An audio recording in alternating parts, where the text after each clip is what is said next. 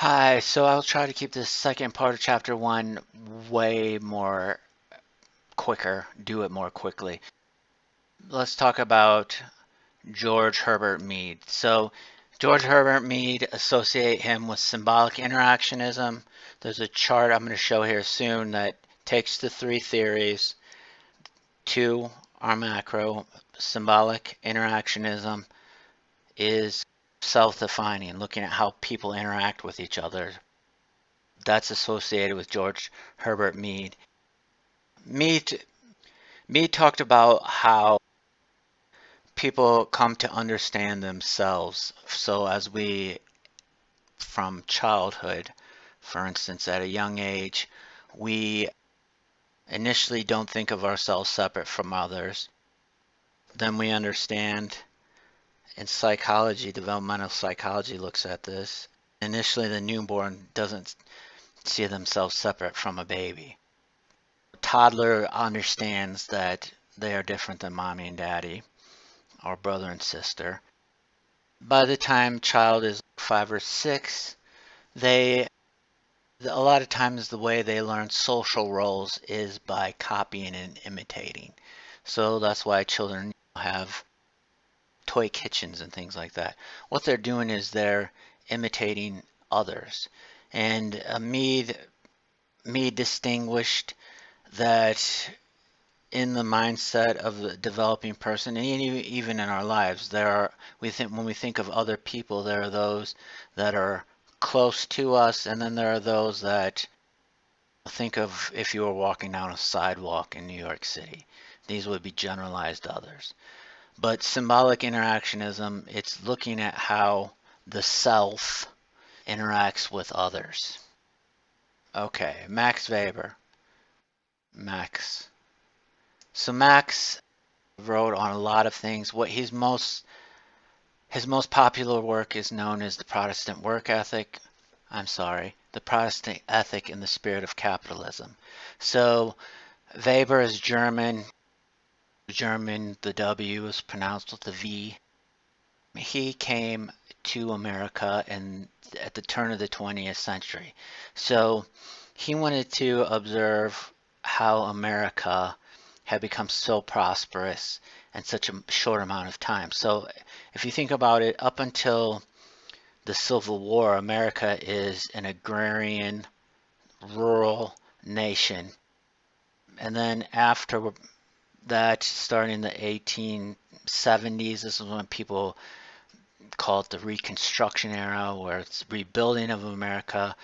It's not only rebuilding of America, but it's building America in new ways. This is when we see buildings in cities being multiple levels and things like that. So, anyways, he wanted to know how what had taken Western Europe, Germany, and England 150 years to do and be industrialized had basically happened with America in terms of a couple decades. So he toured America, and what he found was that in most cities there were churches, and that the not to dive into theology, but many of the Protestants were Calvinist.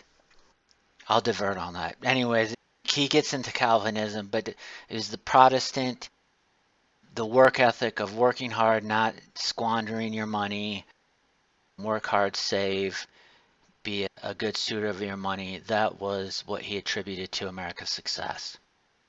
He didn't believe Comte, for instance, who said, let's use science to study people and even predict behavior and make society better.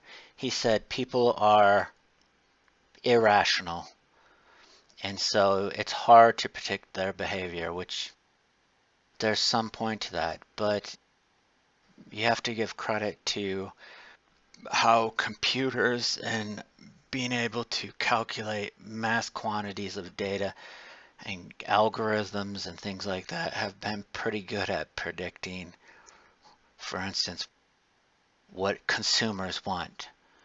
What, for instance, in marketing, there's price limits when people, for instance, If you made it 15 cents, if you made a generic pop 15 cents cheaper, people won't buy it. But if it's 50 cents, then they're more likely to buy it. So anyways, if you, German verstehen is means understand, and if you don't understand German, you would say verstehen. Ich is I, verstehen nicht, not. If you're German, you know that my German accent was really bad there, but it's understanding. And so basically, he said the attempt, what sociologists need to do is try to understand society from, when I say insider's point of view, it's not necessarily an insider like the sociological imagination where it's taking on the, like empathy, putting yourself in another's shoes. It's broader than that. It's, if I'm going to understand the KKK, then I need to go participate among its people and things like that. So in sociology, there's, and this is true in psychology, there's quantitative, which often looks at large data, and then there's qualitative. So I think of quantity and quality. Qualitative is more of what we associate, we call field work or case studies. So if I wanted, an example of qualitative work might be, I want to know what it's like to be on the what it's like to be an NJC wrestler. So I'm not gathering, I'm not sending out a survey to all college wrestlers in America, a 10 question survey.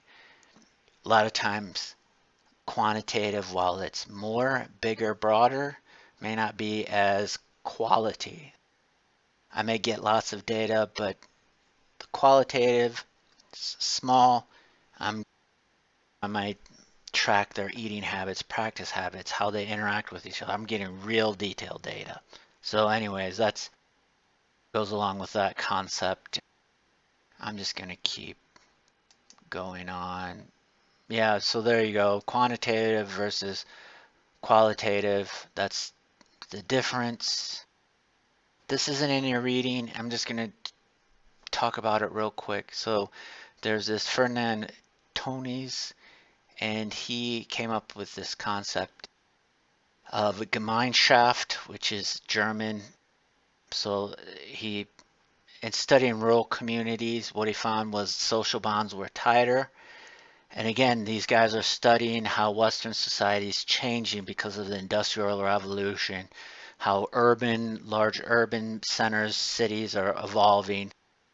He has this Gemeinschaft, Gesellschaft dichotomy. The Gemeinschaft, small local communities, strong social bonds. The Gesellschaft is large, impersonal, and Weber used that too, talks about that as he tracks the evolution, if you will, of society caused by the Industrial Revolution. That's what IR is in Western society. So here I've posted chart.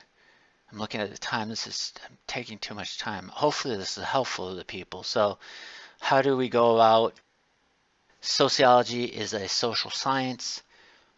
What does that mean? We use the scientific method. So a lot of times in using the scientific method, we observe behavior, group behavior. A lot of times we explain that based upon a theory. If I was looking at, for instance, why a large corporation didn't want to raise its minimum wage, I might look at conflict theory, which is AKA, also known as Marxism. Marxism, I would say the rich don't want to share their wealth. So I'm from that theory. Now, that Marxism is feeling that my hypothesis is they don't want to pay. So how might I prove that? I would do a survey of the executives and find out if that was the true reason or not. And that's one, later when we talk about research methods, that can be a problem. People can lie.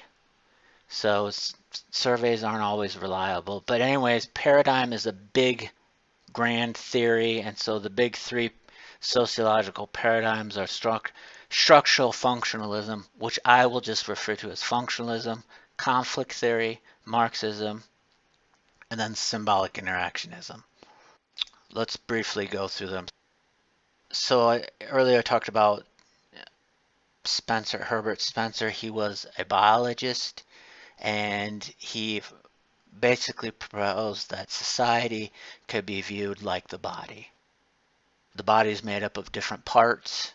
This is not an original idea. Paul, who wrote most of the New Testament, refers to the church as the church is a body made up of parts. And in his writing, there were people in a specific church that were getting jealous of each other, and he was like, y'all can't be an eye. So everybody has different skills, talents, abilities, and they work together to make the whole. So Spencer says that, so that's why it's a macro approach. And that's if you were gonna look at functionalism, sum it up, I would say think of it like an engineer looking at American society as a whole and trying to explain how major social institutions tag into each other. So how does education and higher education connect to industries? They train and support them. So that's what journalists would not be interested in how I communicate with my boss, how employees communicate with their boss. That would be symbolic interactionism. Yeah, they're manifest and latent functions. So for instance, a social institution may exist for an express purpose. For instance, college. And when I first was in college, people would joke, oh, those girls are here to get their MRS degree. And I'm like, MRS? What is a Master in Rehabilitative Science? What is? They were saying that they weren't there to get a college education. They were there to get married. So education, the college, the manifest, the direct reason for it existing is to educate people, train them for the workforce. But colleges, guess what? People meet and they do find future spouses. So that's a latent function. NJC's purpose is not so people find a future spouse, but that is a latent function. And there's also dysfunctions. I'll let you review the criticisms. It's, yeah, theory again. I talked about this earlier.